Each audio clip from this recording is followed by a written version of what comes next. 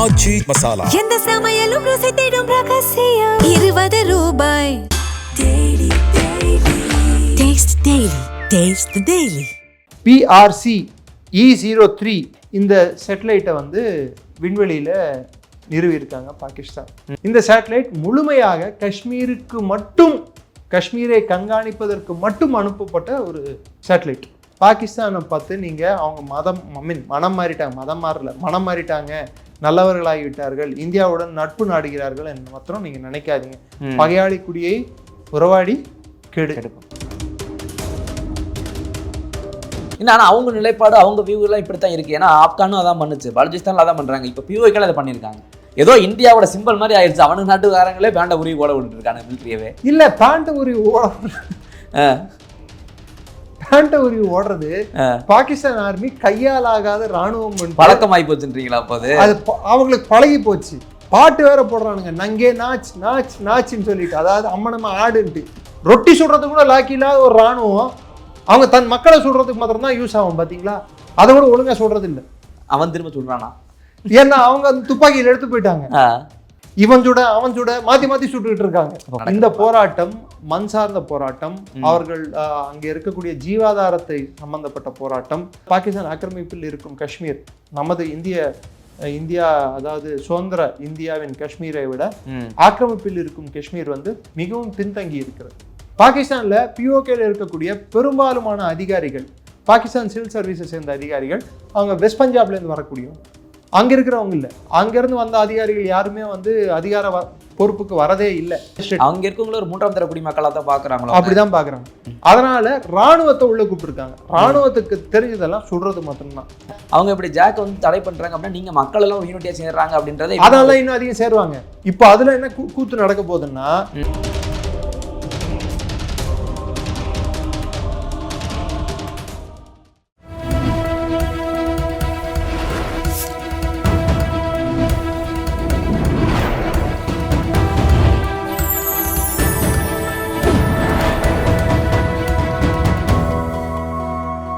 Channel 5 Tamil நேயர்களுக்கு வணக்கம். இந்த நேர்காணலில் நம்மோட இணைந்திருப்பவர் டிஃபென்ஸ் அனாலிஸ்ட் திரு நிரஞ்சன் அவர்கள். வாருங்கள், அவரோடு பேசுவோம். சார் வணக்கம். சார் வணக்கம். ஜெயன் சார், தற்போதைய சூழ்நிலையில் பிஓகே மிகப்பெரிய பிரச்சனை ஒரு பக்கம் போய்கிட்டு இருக்க சூழ்நிலையில் பாகிஸ்தானில் குறிப்பாக என்னதான் நடக்குது? ஏன்னா பிஓகேல இந்த மாதிரியான நிலவரம், ஏன்னா ஒரு பக்கம் பல பாகிஸ்தான் ராணுவ வீரர்கள் கொல்லப்பட்டிருக்காங்க, மக்களுமே இங்கே கொல்லப்பட்டிருக்காங்க. இதெல்லாம் சுற்றி பார்க்கும்போது பாகிஸ்தானில் மிகப்பெரிய பிரளயம் ஏதோ ஏற்பட்டிருக்கு அப்படின்றதா இம்பாக்ட் சொல்ல வருதா? இப்போ பாகிஸ்தான் அரசு வந்து ஒரு விஷயத்தை எடுத்து வச்சிருக்கு. ஒரு 10 நாள் முன்னாடி என்ன பண்ணாங்க, லாகூர் நகரத்தில் இருக்கக்கூடிய பழைய தெருவுகளுக்கெல்லாம், அதாவது தெருவுகளுக்கெல்லாம் பழைய பேர், அதாவது பார்ட்டிஷனுக்கு முன்னாடி இந்தியா பாகிஸ்தான் உருவாவதற்கு முன்னாடி இருந்த பேர்கள் திரும்ப சூட்ட ட்ரை பண்ணாங்க. உதாரணத்துக்கு ஜெயின் மந்திர் சவுக், ஜெயின் மந்திர் தெரு அப்படின்னு ஒன்று இருந்தது. அதுக்கு வந்து பாபர் மஸ்ஜித் தெரு அப்படின்னு பேர் மாற்றிருந்தாங்க. பாபர் மசூதிக்கும் அதுக்கு சம்மந்தமே இல்லை அந்த நாட்டுக்கும். என்ன அது மாதிரி ஃபத்தே சவுக் என்ன இருந்தது, அதுக்கும் வந்து இவங்க வேற ஏதோ பேர் மாற்றிருந்தாங்க. ஸோ இந்த பேர்களை எல்லாம் திரும்பி பழைய பேர்களை விற்கிறதுக்கு ஒரு முன்னேற்பாடு நடந்தது.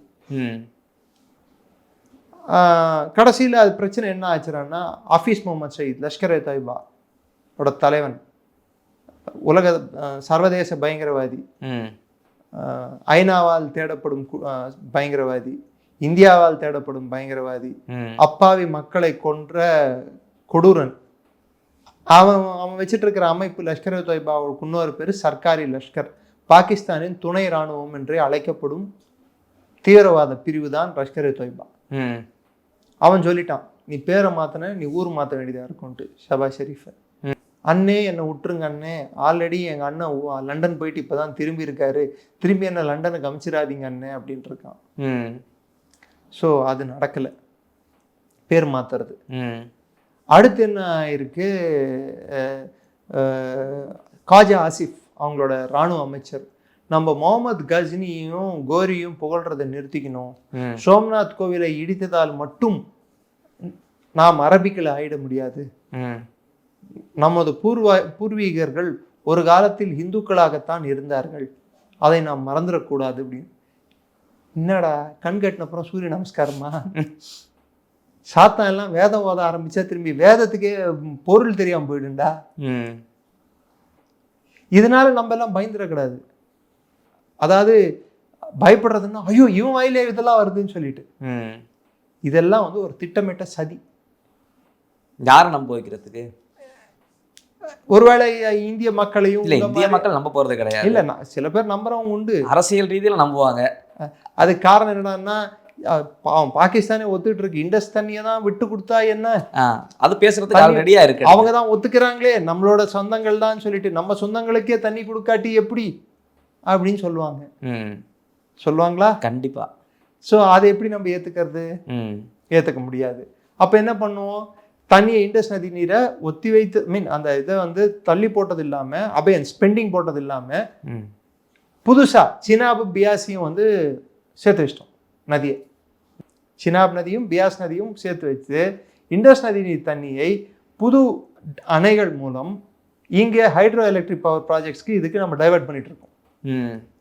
இதுக்காக பாகிஸ்தான் அந்த ஏவுகணை அந்த சேட்டலைட் பேரை கூட சொல்றேன், கடந்த 16 வாரங்களில் 16 மாதங்களில் ஸ்டார்டிங் ஃப்ரம் 2025 ஜனவரி முதல் கொண்டு இந்த ஜூன் வரைக்கும் 6 சேட்டலைட்டுகளை விண்வெளியில் நிறுவியுள்ளது பாகிஸ்தான். அதில் எல்லா சேட்டலைட்டுக்குமே சைனா உதவியோடு தான் நிறுவி இருக்கு. அந்த சேட்டலைட்டுகளோட முக்கியமான வேலை ஒவ்வொரு 4 மணி நேரத்துக்கும் இந்தியா, ஆப்கானிஸ்தான், வடக்கு இந்திய பெருங்கடல், இந்த பகுதிகளெல்லாம் ஈரான், இந்த பகுதிகளெல்லாம் இன்ச் பை இன்ச் போட்டோ எடுக்கிறது.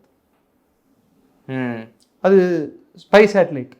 அதில் குறிப்பிட்டு சொல்லணும்டான்னா PRC E03 பிப்ரவரி அதாவது ஏப்ரல் மாதம் 2026 இந்த சேட்டலைட்டை வந்து விண்வெளியில் நிறுவியிருக்காங்க பாகிஸ்தான். இந்த சேட்டலைட் முழுமையாக காஷ்மீரை கண்காணிப்பதற்கு மட்டும் அனுப்பப்பட்ட ஒரு சேட்டலைட். அந்த சேட்டலைட் வந்து காஷ்மீரில் இந்தியா வந்து என்ன மாதிரியான கட்டமைப்புகளை ஏற்படுத்திட்டு இருக்கு, புது டனல்கள், சுரங்க பாதைகள் எங்கெல்லாம் வந்து கட்டிட்டு இருக்கோம். ரோத்தங் ஆல்ரெடி இருக்கு டனல், ஜொஜிலா திறக்க போறாங்க. இது இல்லாமல் இன்னொரு கிஷ்ட்வார் கிட்ட இன்னொரு புது பேஸ் ஒன்று அமைச்சிட்டு இருக்காங்க. பல்வேறு விஷயங்கள் நம்ம பண்ணிட்டு இருக்கோம்.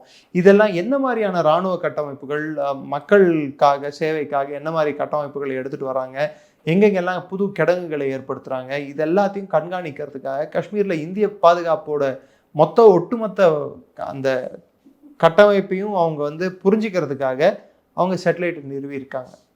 ஸோ அதனால இது எதுக்கு நான் இவ்வளோ தூரமாக விரிவாக சொல்ல வரேன்டான்னா, பாகிஸ்தானை பார்த்து நீங்கள் அவங்க மனம் மாறிட்டாங்க, நல்லவர்களாகிவிட்டார்கள், இந்தியாவுடன் நட்பு நாடுகிறார்கள் என்று மாத்திரம் நீங்கள் நினைக்காதீங்க. பகையாளி குடியை உறவாடி கெடுக்கும். அவன் என்னைக்கும் நம்ம கூட உறவாடினதும் இல்லை, உறவாட ட்ரை பண்ணவும் மாட்டான்.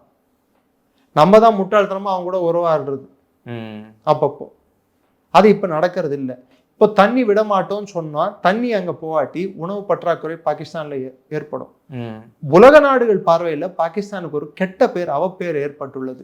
அந்த அவப்பேர் என்னன்னா தீவிரவாதிகளின் நாடு, தீவிரவாதத்தால் அழியும் நாடு, தீவிரவாதிகளை மற்ற நாடின் மீது ஏவி விடும் நாடு, உலக தீவிரவாதத்துக்கே ஒரு புகலிடமாக இருக்கும் நாடு. இதெல்லாம் பாகிஸ்தான் மீது வைக்கப்படும் குற்றச்சாட்டுகள். பாகிஸ்தான்ல ஃபாரின் இன்வெஸ்ட்மெண்ட், யாராவது வந்து அந்நிய நாட்டு உள்ள ஒரு கட்டமைப்பை ஏற்படுத்தணும்னாலோ ஒரு தொழிற்சாலையை அவங்க நிறுவனம்னாலோ ஏன் பயப்படுறாங்க? Seebeck corridor failure, China Pakistan economic corridor. ஏன்னா வெளிநாட்டுல இருந்து வந்து ஏதாவது ஒன்று அங்க அமைக்க வந்தாலே அமளி, பிரச்சனை, துப்பாக்கிச்சூடு, தீவிரவாத தாக்குதல் இதெல்லாம் நடக்குது. ஸோ சட்டம் ஒழுங்கு அங்கே வந்து சீர்கெட்டு இருக்கு. ரெண்டாவது, அந்த நாட்டின் அரசின் மீதே நம்பிக்கை இல்லைன்னா அவங்களுக்கு கட்டுப்பாடு இருக்கா இல்லையான்னு தெரியல. அதன் நீட்சி, ரெண்டாவது பாயிண்ட்டுக்கு வரேன் நான். அதன் நீட்சி, பாகிஸ்தான் இராணுவத்துக்குள்ளேயே பிரச்சனைகள் மூண்டு இருக்கின்றன. என்ன மாதிரி பிரச்சனைகள்னு எடுத்து பார்த்தா, ஆசிம் முனீர், அதாவது bunker Munir, field marshal Munir, alias, இப்படி சொன்னா மக்களுக்கு புரியும்.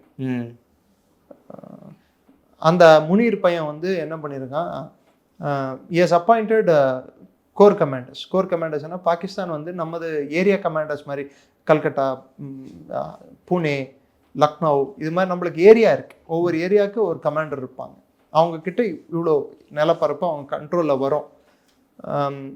ஆனால் பாகிஸ்தான் வந்து எல்லாமே கோர் கமாண்ட்ஸ். மாங்லா, லாகூர், குவெட்டா, பெஷாவர், திரும்பி ராவல்பிண்டி, திரும்பி இது மாதிரி கராச்சி, குஜரான்வாலா, இது மாதிரி நிறைய இடங்கள்ல அவங்களுக்கு கோர் கமாண்ட்ஸ் இருக்குது. ஒவ்வொரு கோருக்கும் குறைந்தபட்சம் ஒரு 40,000 45,000 வீரர்கள் இருக்காங்கன்னு வச்சுக்கோங்க அவங்க கட்டுப்பாட்டில். இப்படி தான் அவங்க இராணுவ அமைப்பு கோர் கமாண்ட்ஸை சுற்றி தான் அமைக்கப்பட்டுள்ளது. அதில் கராச்சி கோர் கமாண்டருக்கும், குவெட்டா கோர் கமாண்டருக்கும், பெஷாவர் கோர் கமாண்டருக்கும், ஆசிம் முனீருக்கும் பிரச்சனை. அங்கே ஆரம்பிச்சிச்சு உள்ளே பிரச்சனை. ஏன்னா ஆசிம் முனீர் பதவி ஏற்று கிட்டத்தட்ட 5 வருஷம் மேலே ஆயிடுச்சு. இப்போ எக்ஸ்ட்ரா எக்ஸ்டென்ஷன் வேற வாங்கியிருக்காங்க. ஸோ அடுத்து வர ஆஃபீஸர்களுக்கு ப்ரொமோஷன் வந்து இல்லாமலே போயிடுது இல்லை. ஆமாம், இராணுவ தளபதி இல்லாமலே போயிடுறாங்க. எத்தனை பேரோட கரியர் இதால் அஃபெக்ட் ஆகுது. ஸோ அவங்களுக்கெல்லாம் ஒரு அதிருப்தி நிலவிட்டு இருக்கு. ரெண்டாவது, ஆசிம் முனீர் சமகாலத்தில் இருந்த எந்த ஆஃபீஸரும் இப்போ இல்லை. பல வருடங்கள் ஜூனியர்ஸ் தான் இப்போ ப்ரொமோட் ஆகி வந்திருப்பாங்க. ஸோ அவங்களுக்கும் ஆசிம் முனீருக்கும் கருத்து வேறுபாடுகள் இருப்பது இயல்பு தானே. இது இல்லாமல் ஆசிம் முனீருக்கும் டிஜிஐஎஸ்ஐ, டைரக்டர் ஜெனரல் ஐஎஸ்ஐக்கும் உரசல் ஏற்பட்டுள்ளது. அதுக்கு காரணம் ஷைஃபர் கேபிள்ஸ்ன்னு அழைக்கக்கூடிய இம்ரான் கான் எப்படி கைது செய்யப்பட்டார், அமெரிக்காவோட அவங்க கண்ணோட்டம் எப்படி இருந்தது, அமெரிக்கா எதுக்கு பாகிஸ்தான் மீது அழுத்தம் கொடுத்தது இம்ரான் கானை கைது செய்ய வேண்டும் என்று, இம்ரான் கான் தன்னிச்சையாக செயல்படுவதை ஏன் அமெரிக்கா எதிர்த்தது, அதுக்கு பாகிஸ்தான் இராணுவம் எப்படி அமெரிக்காவுக்கு துணை சென்றது, எப்படி இம்ரான் கான் ஆட்சியை கவிழ்த்தது பட்டாது என்று எதற்காக கைது செய்தார்கள், இது எல்லாத்தையும் இந்த நட்ஷல் ஒரு இதுவா நீங்கள் பார்த்தீங்கன்னா என்ன நடந்திருக்குன்ட்டு உங்களுக்கு கிளியராக உங்களுக்கு புரிஞ்சிடும். ஸோ அந்த ஷைஃபர் கேபிள்ஸ் ரிலீஸ் ஆனப்போ இருந்து ஆசிம் முனீருக்கு டவுட் வந்துருச்சு, ஐஎஸ்ஐ தலைமையகத்துலேருந்து தான் இது வெளியே போயிருக்கு, இந்த ஒரு சீக்ரெட் ஒரு டாக்குமெண்ட், அது அந்த கடிதம் வெளியே போயிருக்கு, அந்த கேபிள் வெளியே போயிருக்கு அப்படின்னு சொல்லிட்டு. அதனால ஐஎஸ்ஐ தலைமையகத்துக்குள்ளேயே மிலிட்ரி இன்டெலிஜென்ஸ் இருக்கு. ஆசிம் முனீரோட ஆஃபீஸ்க்கு எதிரிலேயே இருக்கிறது வந்து director general of military intelligence, DGMI. அதோட தளபதி வந்து மேஜர் ஜெனரல் ரேங்க்.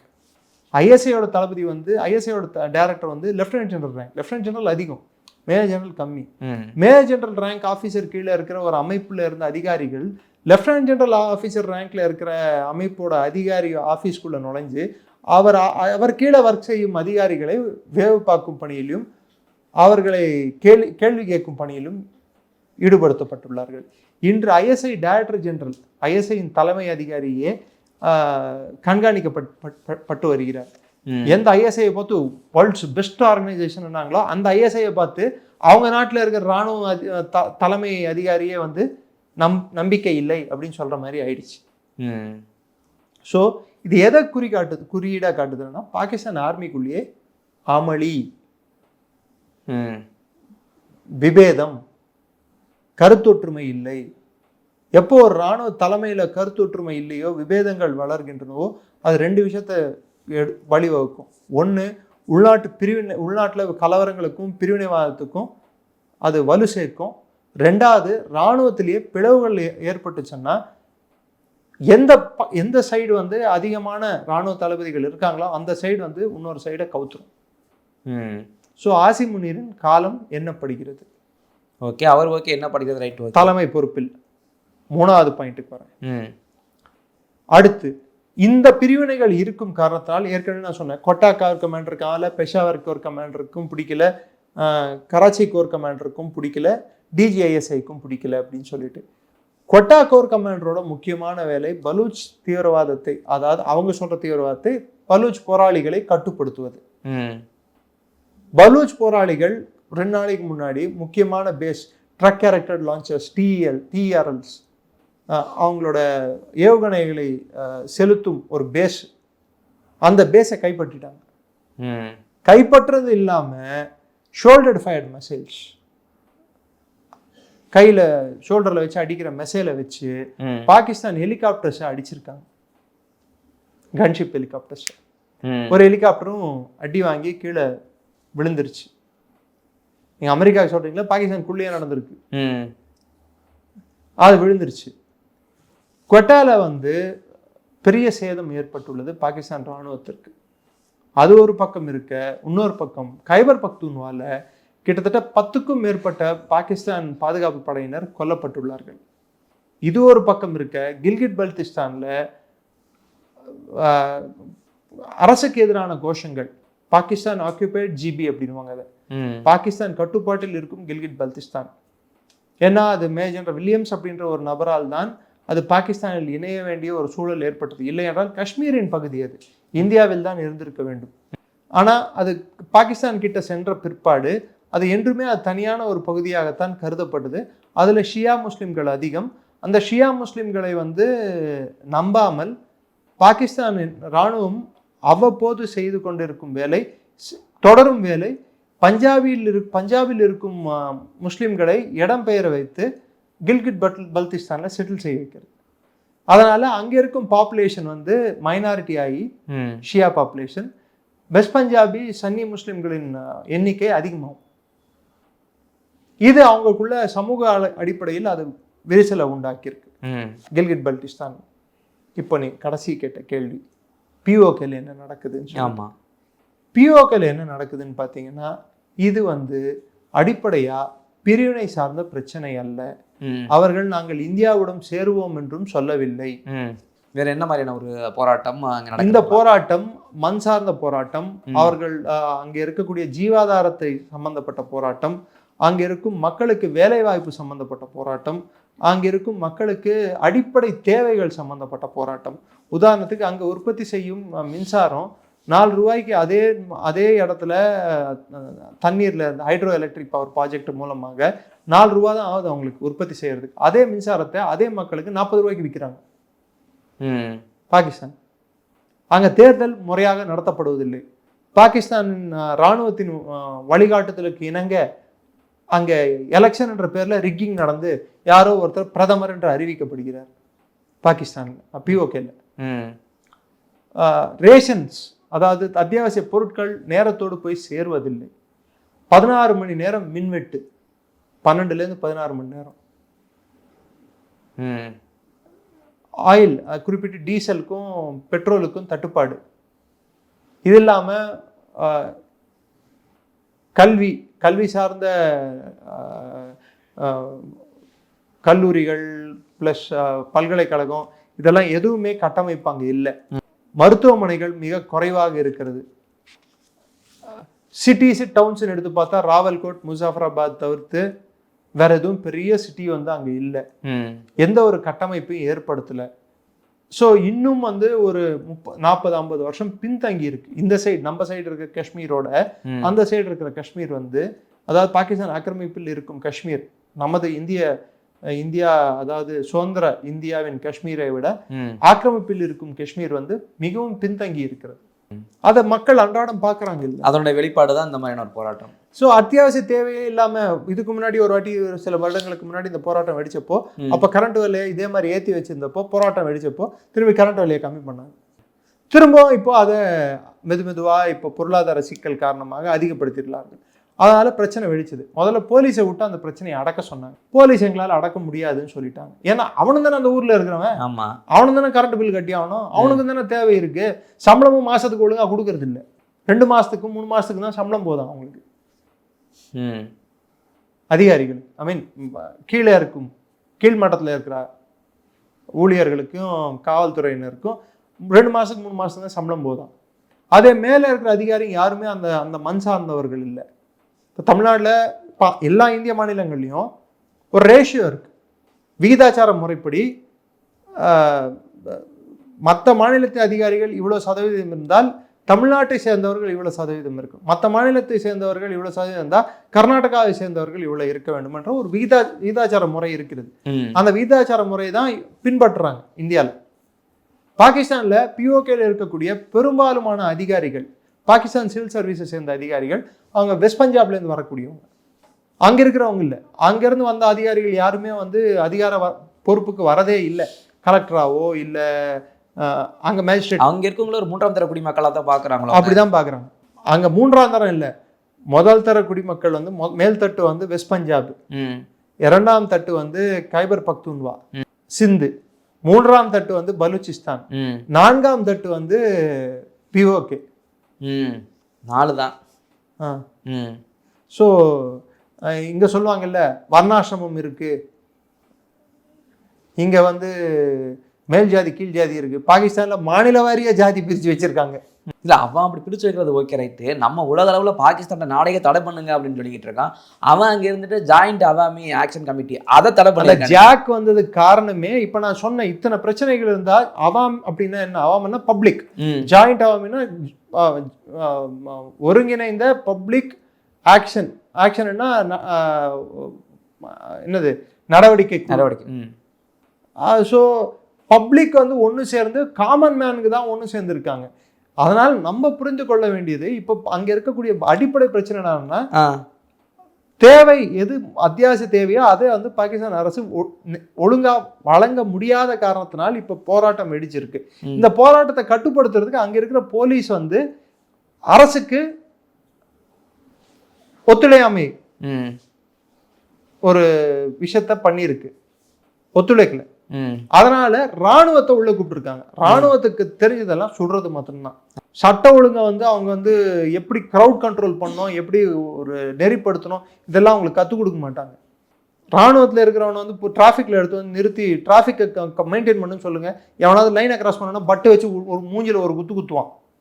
அவங்களுக்கு தெரிஞ்சது தான் சார், அதுக்கு சார் ட்ரைனிங் கொடுக்குறாங்க. அவங்க அருமைக்கு தெரிஞ்சது என்ன, சுடுறது மட்டும்தான் அவங்க கற்றுக் கொடுப்பாங்க. ஆமாம், போலீஸுக்கு தான் நம்ம வந்து சட்ட ஒழுங்கை எப்படி பாதுகாக்கணும்னு சொல்லிட்டு, மக்களை எப்படி அணுகணும், மக்கள் கூட எப்படி ஒரு போக்கை கடைபிடிக்கணும்னு சொல்லி போலீஸ்காரங்களுக்கு தான் கற்றுக் கொடுப்பாங்க.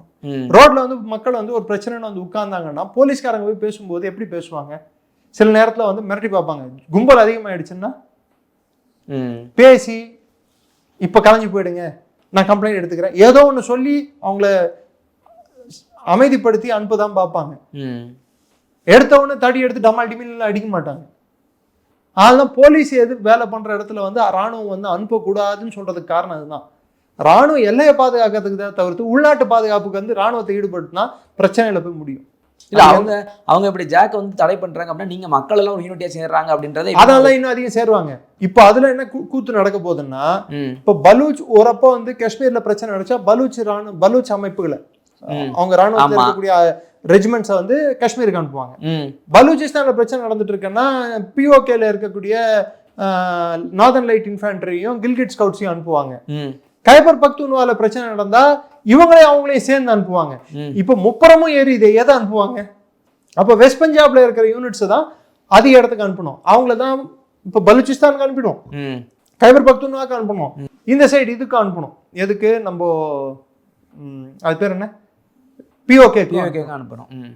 ஸோ எப்படி பார்த்தாலும் எந்த டைரக்ஷன்ல பார்த்தாலும் இவங்கள தான் சுத்தி அனுப்பணும்னு சொல்லும்போது எப்படி கட்டுப்பாடு, சுத்தி அனுப்பினாலும் அங்க ரிசல்ட் வரலையே, வராது. ஏன்னா ஒரு தோய்வு நிலை ஏற்படும், ரெண்டாவது முறையில அடி வாங்கும், மூணாவது வந்து அவங்க எல்லா இடத்துலையும் எதிர்ப்புகளை சந்திக்கும் போது அந்த அந்த இடத்துக்கோ இல்லை அந்த மண்ணுக்கோ அவங்க ஒவ்வாதவர்களா இருக்கும்போது, பிளஸ் அங்க இருக்கிற போலீஸும் எதிர்பக்கம் திரும்பிடுச்சுன்னா அப்ப எப்படி நீங்க கட்டுப்படுத்துவீங்க? ஆனா பங்களாதேஷ்ல இருக்கக்கூடிய நிலை இன்னும் எட்டிருச்சான்னா அந்த நிலை இன்னும் எட்டல. ஈஸ்ட் பாகிஸ்தான்ல வந்த நிலை, அந்த நிலை எட்டும் போதுதான் இந்தியா வந்து பிஓகே நம்ம கிட்ட வருமா வராதான்ற ஒரு சர்ச்சைக்குள்ள நம்ம போக முடியும். இல்ல நான் ஏன் கேட்கிறேன் அப்படின்னா, பிஓகே இந்த அளவுக்கு நம்ம ஏன் க்ளோஸா வாட்ச் பண்றோம் அப்படின்னா, 1971 93,000 பேர் அங்கே சரண்டர் ஆகும்போது நம்ம செரமனி நடத்தினோம், பேண்டை உருவி விட்டோம். இப்ப அதே மாதிரி சூழல் இருந்தாலும் இப்ப நம்ம வந்து பிஓகே இணைச்சிக்கிற சூழல் இல்லை என்பது என்னோட தாழ்மையான கருத்து. அப்படி இணைத்தால் கூட பாகிஸ்தான்ல பல்வேறு ஊடுருவல்காரர்கள் இப்ப பிஓகேல இருப்பாங்க. அவங்களை எப்படி குவாரண்டைன் பண்றாங்க, கண்டிப்பா எப்படி அவங்களை தனியா பொறுக்கி எடுக்கிறது. சோ அது ஒரு ஆனா அவங்க நிலைப்பாடு, அவங்க வியூ எல்லாம் இப்படித்தான் இருக்கு. ஏன்னா ஆப்கானும் அதான் பண்ணுச்சு, பலுச்சிஸ்தான்ல அதான் பண்றாங்க, இப்ப பிஓகே அதை பண்ணிருக்காங்க. ஏதோ இந்தியாவோட சிம்பிள் மாதிரி ஆயிடுச்சு. அவனுக்கு நாட்டுக்காரங்களே பேண்ட உருவி ஓட விட்டுட்டு இருக்காங்க மிலிட்டரியவே. இல்ல பேண்ட உருவி ஓடுறது பாகிஸ்தான் ஆர்மி கையால் ஆகாத ராணுவம் பழக்கமாயி போச்சுன்றீங்களா? அப்போது அது அவங்களுக்கு பழகி போச்சு. பாட்டு வேற போடுறானுங்க, நங்கே நாச் நாச் நாச்சுன்னு சொல்லிட்டு, அதாவது அம்மனம்மா ஆடுன்ட்டு. இது மாதிரி அவங்க பலூச்சிஸ்தான்ல பண்ணியிருக்காங்க, அந்த பாட்டு போட்டு ஆட விட்டுருக்காங்க. ஆட விட்டாங்க. அதுவும் ஆட விட்டது எது மாதிரி, நம்ம பேரா கமாண்டோஸ் இருக்காங்க பாத்தீங்களா, மெரூன் கலர்ல இது போட்டு, அதுக்கு இணையான குரூப் அது, ஸ்பெஷல் சர்வீசஸ் குரூப். ஒரு காலத்துல பர்வேஸ் முஷரஃப் கமாண்ட் பண்ண யூனிட், கமாண்டோ யூனிட், அந்த யூனிட்டுக்கே பேண்ட் ஊறிட்டானுங்க. நார்மல் யூனிட்டை விட்டுருங்க, நார்மல் ராணுவத்தை, பாகிஸ்தான் ராணுவத்தை விட்டுருங்க, பேண்ட்டை கழட்டுறதும் ஓடுறதும் அவங்களுக்கு ஒன்றும் புறமுதல் கட்டி ஓடுறதும் புதுசு இல்லை.